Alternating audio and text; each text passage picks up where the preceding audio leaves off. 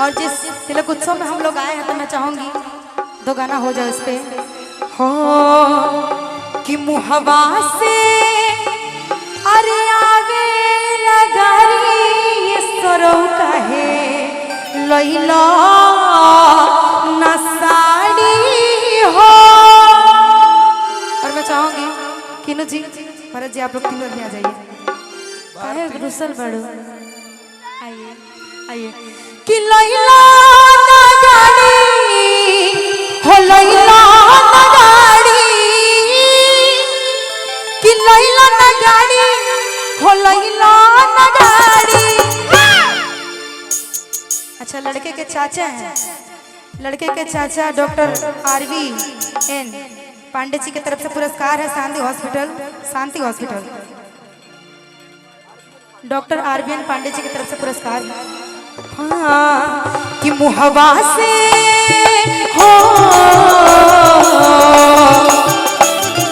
मुहवा से आवे लगारी ए सरौ काहे लैला ना गाड़ी हो। मुहवा से आवे लगारी ए सरौ काहे लैला ना गाड़ी हो।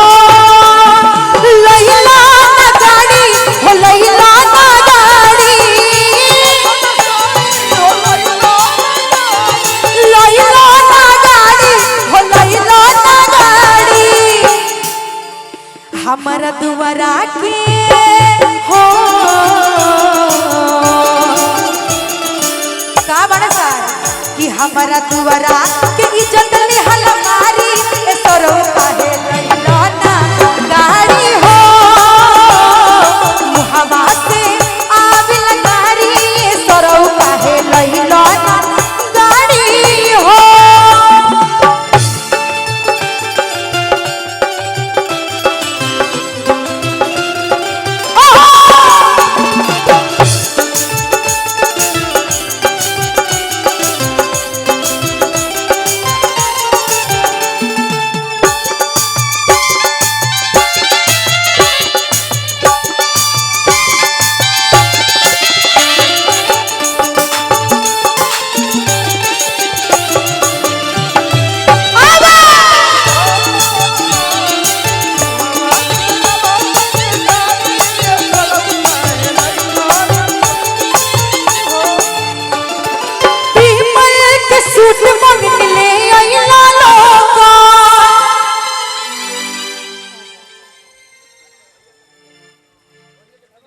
अच्छा इन्हीं कति लगे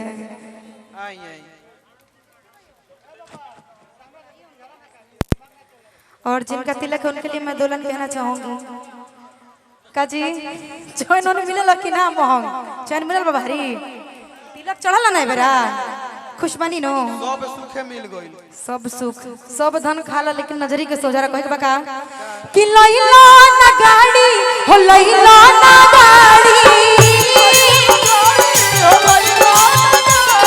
लैला ना गाड़ी हो लैला ना गाड़ी।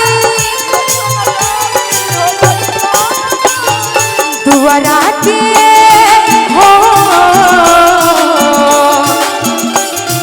दुआरा के इज्जत ली हलमारी ए सरौ काहे लैला ना गाड़ी हो।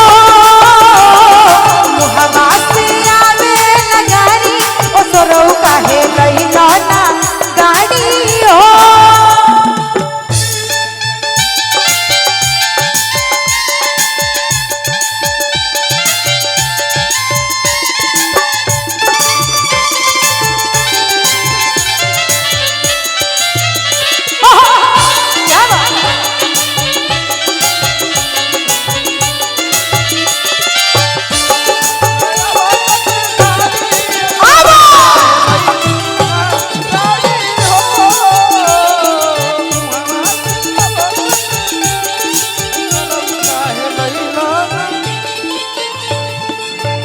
जब शादी ब्याह तय होता है ना तो दुल्हा कुछ मांग दी तिलक हरू कहला कि सब डन बा लेकिन जब तिलक चढ़ावे वाला कहलो कि ना होइए नहीं खे कहे बका कि बिमल के सूट मंगन ले आइला लोका